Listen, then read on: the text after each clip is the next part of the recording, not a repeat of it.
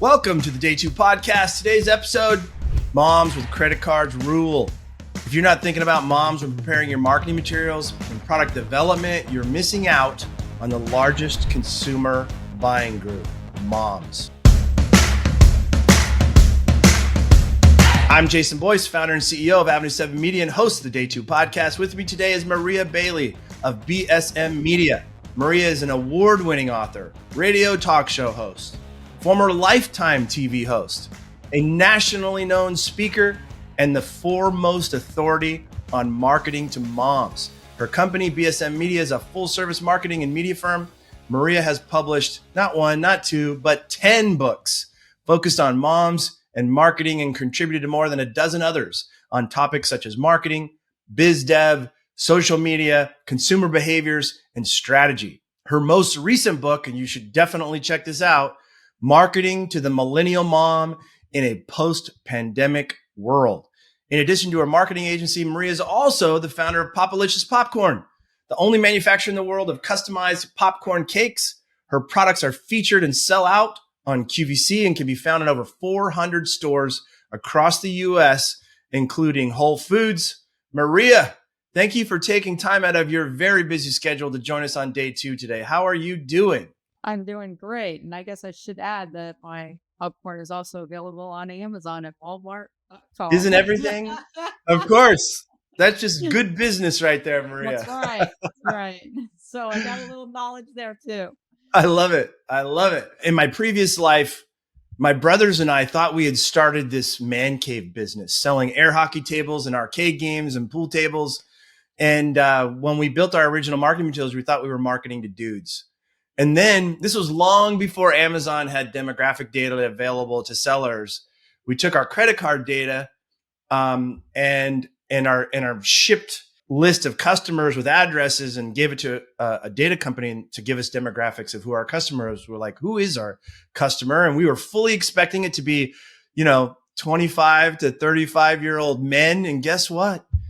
What we learned is that most of our consumers were moms living in the suburbs with larger homes and kids. The next day, we started our rebranding to create more gender neutral colors, and sales doubled. That knowledge of who that customer was, and that 60+% were moms, changed everything for us.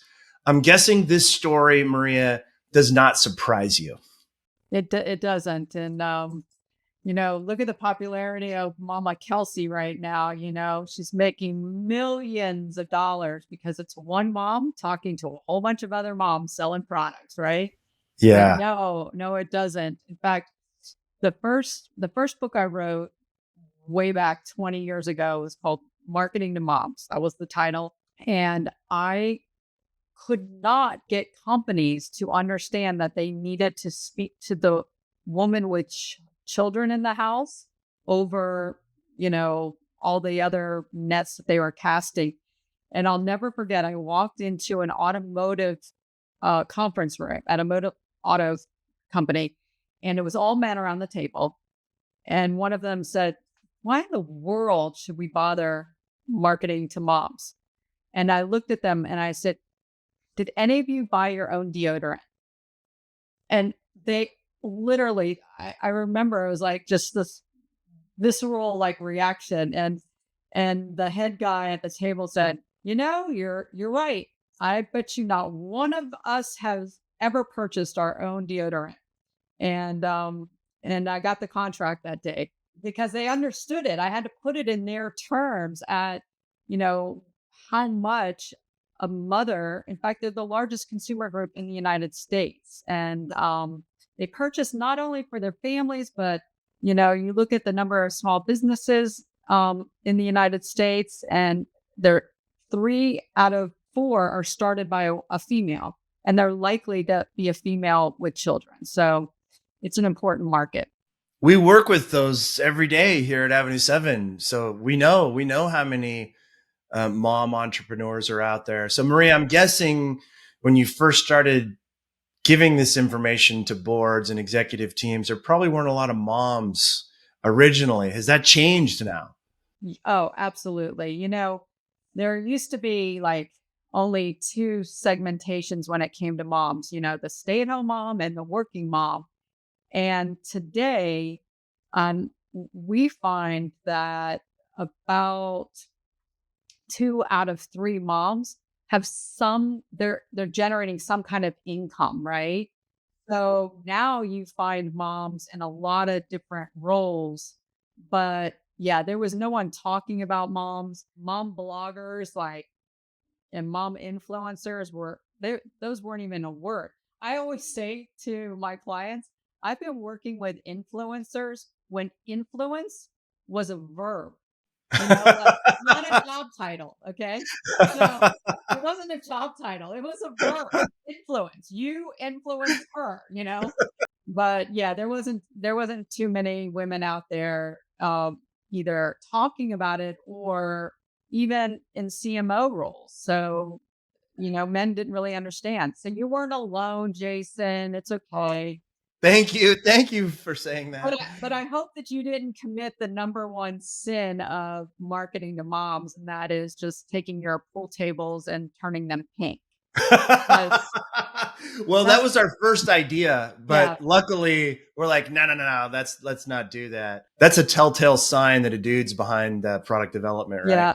I once did my best interview ever with I was on ESPN Outside the Lines, right? Which made me the coolest boy mom ever. Like my kids came home from football practice. They're like, Mom, it was so embarrassing. You were on the TV in the locker room today after practice.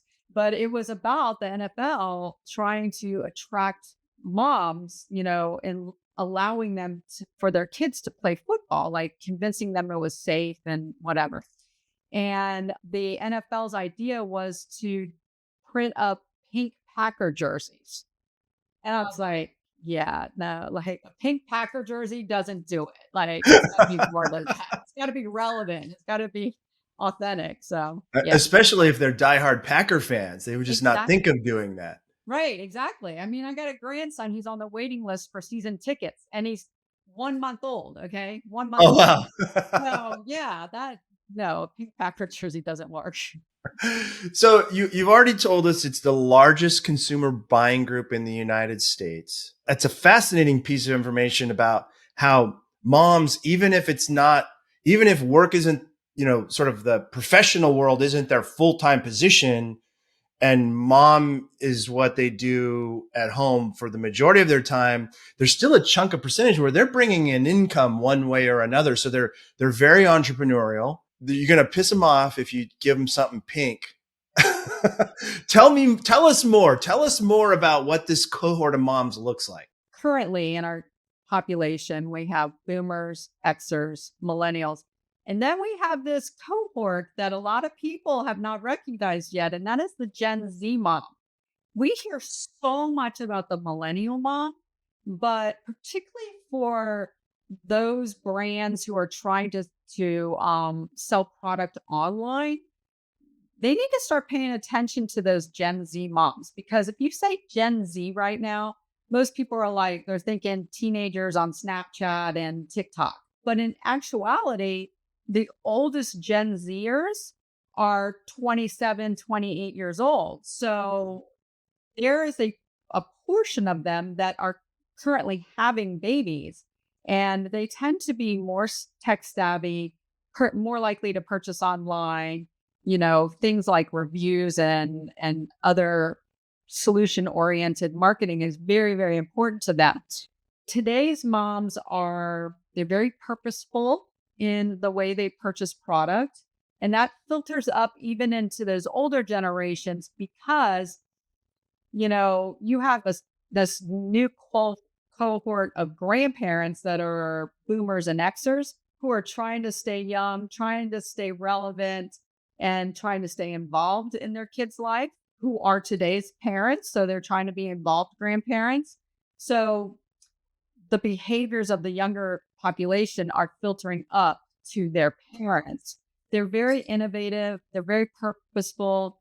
They are very recommendation oriented. So that's why influencers, you hear a lot about using influencers to sell your product. That's why it works. quite honestly, that's been around. It's always been in marketing to moms that the word of mouth is the most important marketing tactic that can exist when it comes to moms. And I think if we could, Jason, it'd be interesting to ask, well, why is that? Right. And talk a little bit about that. Because if you understand the why behind the behavior, then you're able to create a marketing tactic.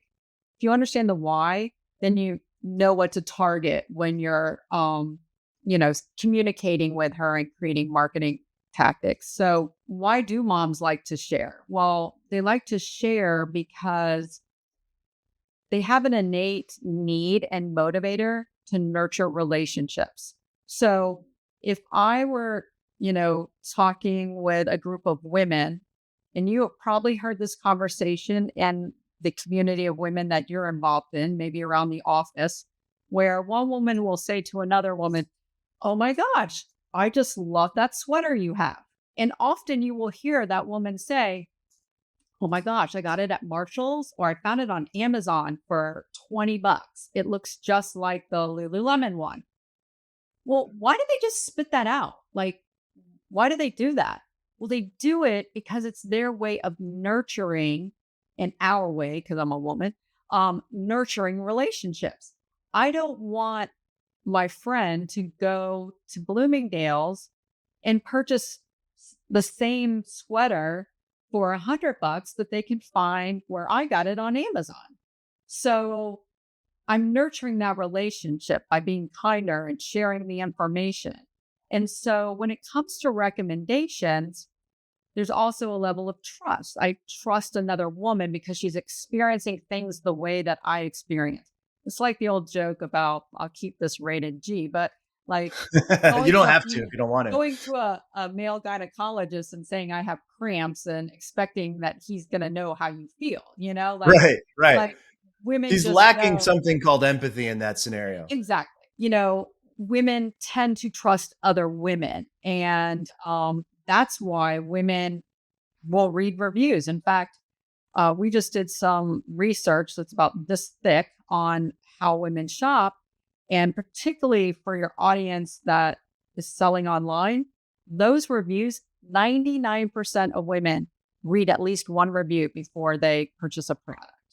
Wow. So it's so important. I tell people all the time when they ask me, like, we don't have a lot of money to spend, or what can we do to, increase sales? I'm like, have you looked at your reviews? Have you read your reviews? Have you asked your best customers to write you a review?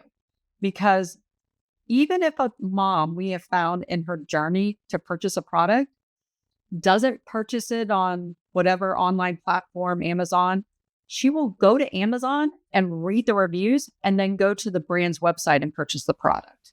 She'll Oh, read the interesting. reviews there and then purchase it somewhere else if she sees what she needs from those reviews. That's a very interesting topic because, I talk to brands all the time where they say, I don't want Amazon to cannibalize my sales. And I say it's already happening. So it's interesting. And we do say also, you're a strong brand defended presence on Amazon or Walmart Marketplace, wherever that might be, will definitely drive traffic to the brand store. So you're seeing that in the moms, that's sort of a natural inclination for them to do so. Does this go back to this nurturing instinct that you're talking about? Yes. And I'm like you, Jason. I tell brands sometimes that some of their best marketing could be to just put a few of their products on Amazon, Right, because right. that gives people, and particularly moms, the chance to interact with your brand.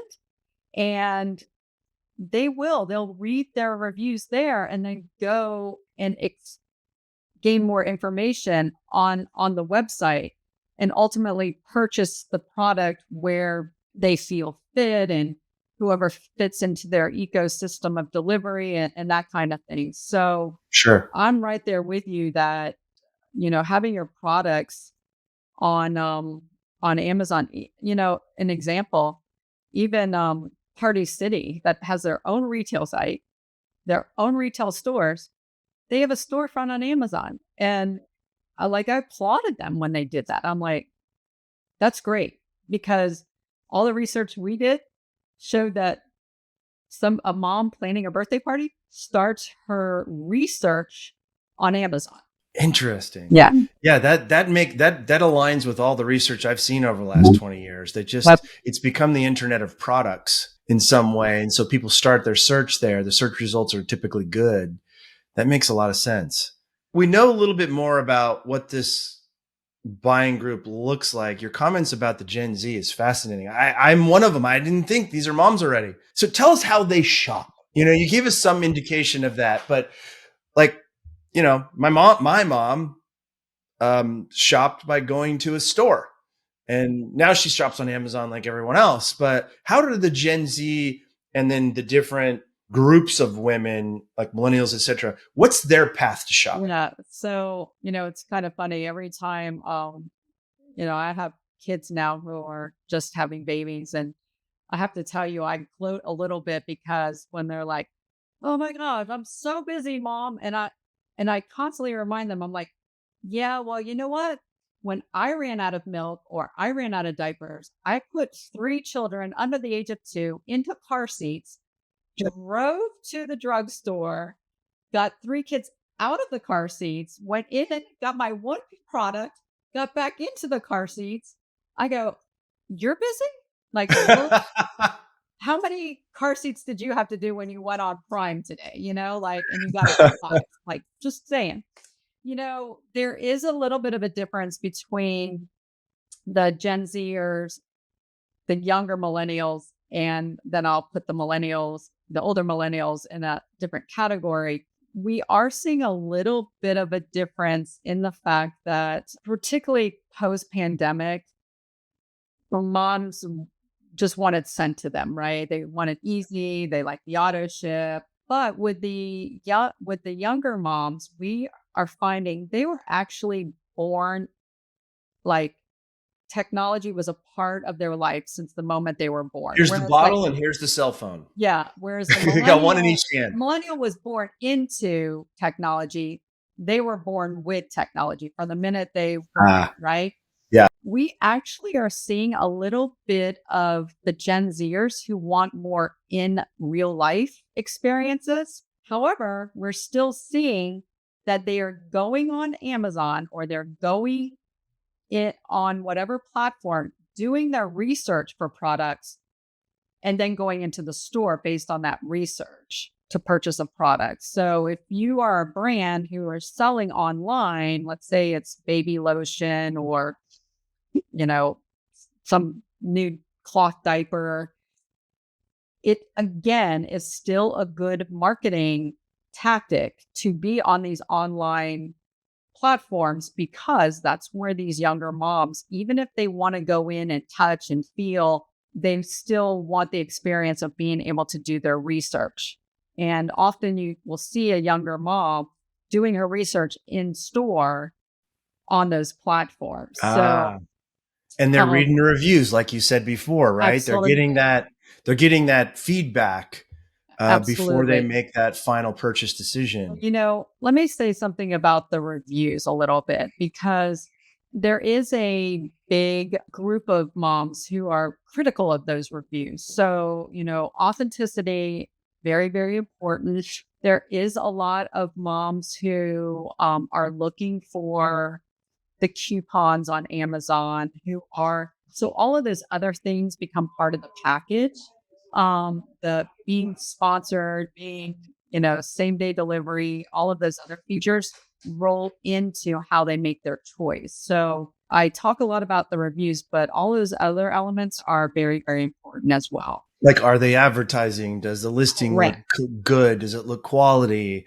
And then price maybe isn't even in the top 3. No, it really isn't. It really isn't. Yes, they want a fair price. And I'm seeing with the younger moms, but this makes sense. They're earlier in their earning potential. The younger moms, the price is higher than a millennial mom. And so as a brand and as a product person, you should really think about the life stage that your product is presenting to that mom and where she is in in her earning potential as well. So, if it's a new mom, she probably doesn't have as much disposable income. If she's a mom of a high schooler, she probably has a little bit more income.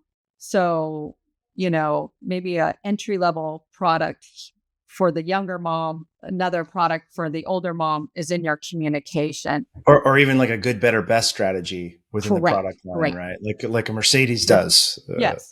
you know. But, Jason, the key to it all is, and this is very important, particularly in the online space, is the way you present the solution because moms shop for solutions to products, right? So if a mom goes and Googles something, she's Googling the problem or the challenge she has in order to find the product that creates the solution. So she would, instead of saying, you know, fever relievers, she would say, or like aspirin, she would type in fever reliever, right? So the problem is the fever. That's the solution she's looking for. So think not so much in features, but in benefits and solutions when you're describing your product to a mom or communicating it to her in marketing. That is so gold. I mean, we talk about that all the time on the podcast. Features tell, benefits sell. But and then Shannon, of course, he drives a lot of our SEO strategy here at Avenue 7 Media. So he's always saying, market the problem. The listing should have the benefit. That is really good. And so One of the that works smartest guys I particularly, know, Shannon. right? One of the smartest people in marketing I've ever met. I certainly second the motion. He's great for us here at Avenue 7 Media and talks publicly about these topics all the time as well. And he does a great job of it. Let's back up a little bit, Maria. How did you get the idea to say, listen, I need to go into this corporate boardroom with a bunch of guys in it and tell them that they're not doing it right? Well, how did BSM Media and your first book, how did all this get started? I actually adopted and got pregnant at the same time. Wow, that's amazing. Well, my first two children were 5 months apart. At the time, I worked for the fastest growing company in America, which was AutoNation. Wayne Huizinga, one of the probably world's greatest entrepreneurs, had acquired car dealerships, and I was working for him, reporting directly to the CEO and working on strategy. And I said, nobody's talking to me. Like nobody, I can't buy a minivan and put my square juice box into the cup holder. Nobody is thinking about me. And yes, I'm a woman, but I'm also a mom and I never take that hat off, right? Right. I wear a lot of different hats. I'm a corporate, chief administrator. I'm in the automotive industry. I'm a wife. I'm a woman. I'm a marathoner, but I never take off my mom hat and I'm always wearing it, even when I'm buying products and for the office. And you probably bought that minivan because you knew you were becoming a mom. Correct. So I started doing some research and I realized, number one, that most car decisions, even if it was for an F-150 that her husband was going to drive, and I own a pickup, by the way, so I say that proudly, even if it was a car only for the male in the household, she still had the input. In fact, I even learned when I was doing the research that did you know that most corporations, if they relocate, if the CEO relocates the headquarters of the corporation, that the input of the wife of the CEO has something to do with where they ultimately put the headquarters because it's where she wants to live. Right. Where she wants to raise her family. Right. Well, when I put all this together, I was like, gosh, somebody's got to tell this story. And so I started telling the story. I wrote the book. No one had ever looked at it. In fact, no one had ever even calculated in the United States what the true spending power of moms is, which is over $4 trillion a year. $4 Yeah, trillion. $4 You trillion were the a first to year. do that, to Yes. segment out. So if you ever see the statistics, $3.1 trillion dollars. I actually wrote a book called Trillion Dollar Moms. It took me over a week digging through the Department of Agriculture, which is the department that tracks spending in the United States. We had to go through census materials. We crunched numbers of every woman at least one under 18. And it was at that time $3.1 trillion dollars, and hence the title Trillion Dollar Moms. It's so interesting you have this connection to the auto industry, because we had a client that their e-commerce and their product development division were all 20-year-old men. They made like diagnostic tools to fix cars. And what was fascinating to us when we did a look at when we took a look at their demographics on the Amazon platform, 30% of their shoppers were women. Yep. And this was a tough one for us, Maria, because Carolina Maldonado was the creative manager at the time, and we're giving a presentation to the client, and the client was resistant, like, no way, these moms. And Carolina had this very impactful presentation to them and said, and you need to understand that 30% of your shoppers look and sound like me. And I was like, oh, drop the mic, Carl. Now they didn't listen to us, and they didn't allow us to put aspirational mechanic women in the graphics. And I couldn't understand it, especially as somebody who went through that process myself in my previous life. Right. Do you still, even in this day and age, run up against resistance to Oh my gosh. I can't even tell you. really? I won't name the brand, but they make containers that you would put leftovers in. Okay. Okay. And they have sealable lids on them. So I went there because they were interested in figuring out how to sell more of these containers. And I went in there, and I had some that had Legos in them. I had some that had crayons in them. I had some that had goldfish in them. I Of had some, course. you can imagine, right? Yeah, right. And I put them all on the table, and I said, I surveyed 100 moms and asked them how they used your product. And these are the ideas that they gave me. I brought them to life, all of them, right? The gentleman in the room said, oh, no, no, no, no, no. We make containers for leftovers so that women can send lunch with their husbands to work the next day. Oh, come on. How Swear many to years you. ago is this? 5. I mean, Oh. can you imagine? Can you imagine? At that moment, I was like, if that's where their head is, You yeah, can't help them. I can't help them. Yeah. You got to help yourself first, you know? Yeah. So, Tell me you went and talked to their competitors the next day. I mean, that's just outrageous. here's an interesting thing. Mother's Day is coming up in a couple of months. Do you know who purchases the majority of like, it's a $3 billion holiday, right? In retail Not sales. moms. Moms are buying their own Mom's Day gifts? No, come No, on. not their own.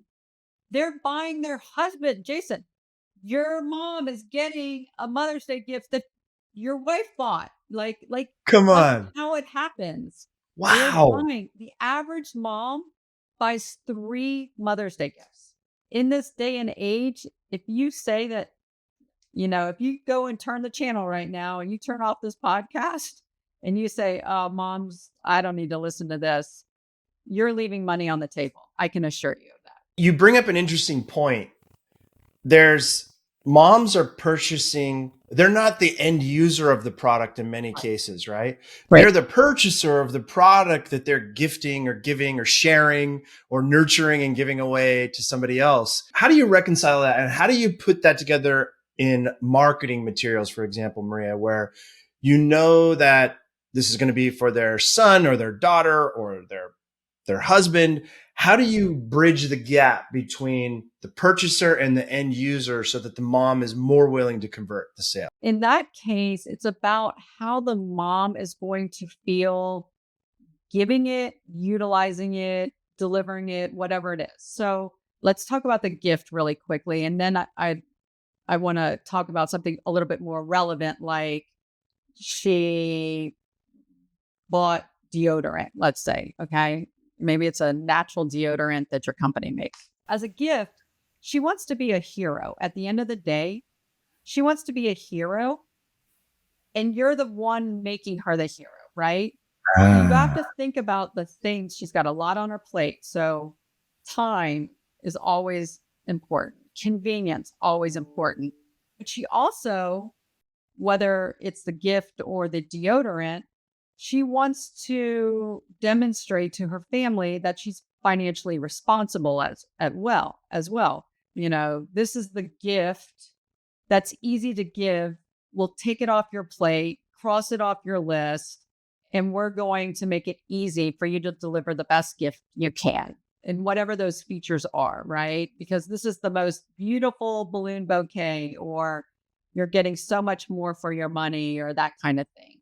Having messages of relevance is really, really important when it comes to those. So the relevance to her might be, I'll give you an example. So I've got this idea that Fisher Price or some of the toy companies, they need to market to women like me a bundle that I can go on Amazon and buy all of those favorite toys, all those iconic, maybe the xylophone, the sure. little rings that all the kids Yeah, play sure. with, blocks, whatever. Make me a grandparent bundle, right? That I can just buy the bundle and ship it off to my grandkids, right? When they're born. Because it's recreating my fond memories of the toys that I played with my own children. Now I know my grandchildren are going to have those happy memories. But more importantly, it's all bundled there, right? So my message would be deliver the fond memories that you have to the next generation. Benefit, benefit marketing Boom, right there. right there. Right It there. talks about time and relevance, and it hits my heart. And the buyer looks like a hero. You're the hero now. Exactly. Right. And I'm That's waiting for brilliant. waiting for someone to pick up that idea from me. Well, I got some clients. Is it okay if I use it? I'm going to Yeah, deliver that's it to them. fine. I'm going to make them listen to your podcast here, Maria. Yeah. Exactly. Amazing. Okay, so you go out and you figure out there's this enormous buying power of moms. You write a book about it. What's the next step of the journey for you here to get you to where you are right now? A hell of a lot of work because I had a lot of people that they should listen to moms. Well, fortunately, some things happened. Moms got credited for electing Bill Clinton to office, so Right? they came a little sexier there, right? Yeah.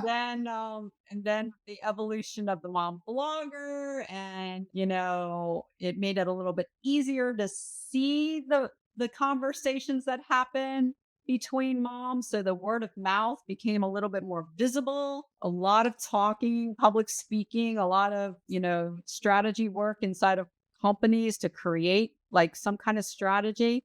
And then actually, I think, I hate to say this, but COVID actually kind of benefited the whole thing because it benefited my message, because suddenly, you know, all of the traditional marketing kind of went to the side, like sampling at a baseball game, or Ah, right. booth at a Right. festival or whatever, kind of went away.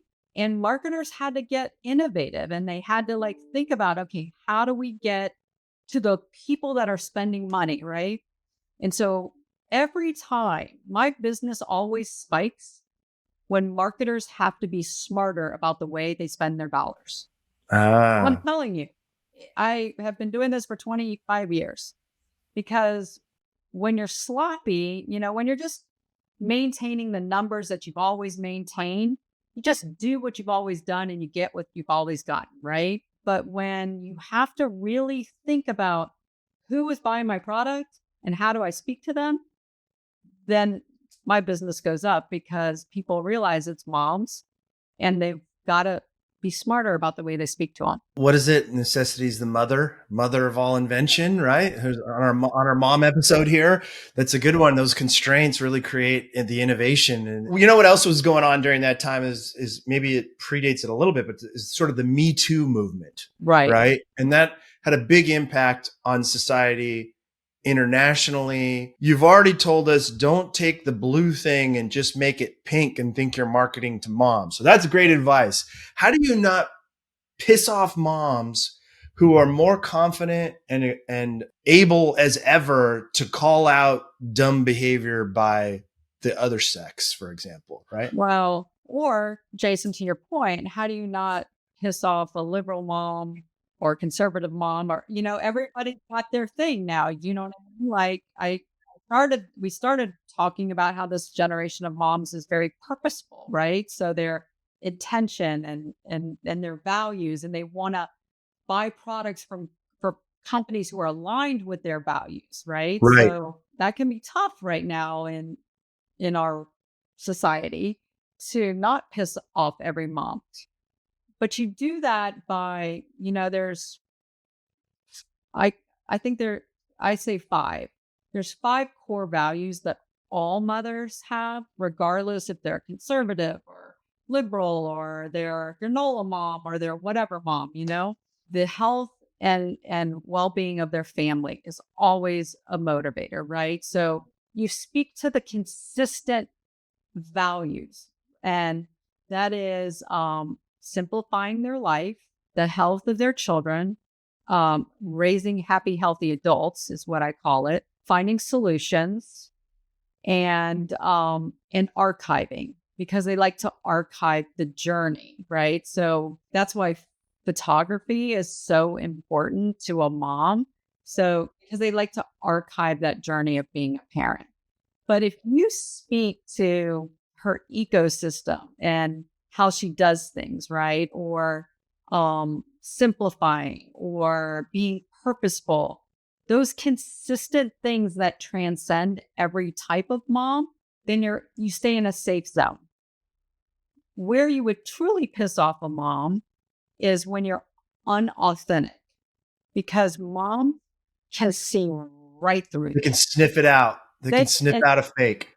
that's why they like Love is Blind and all of those shows, because Yeah. they love to like sit back and go, I don't believe her for a minute, right? Or or The Bachelor or whatever, the Right. reality shows are. Selling Sunset, really. I'll give you an example.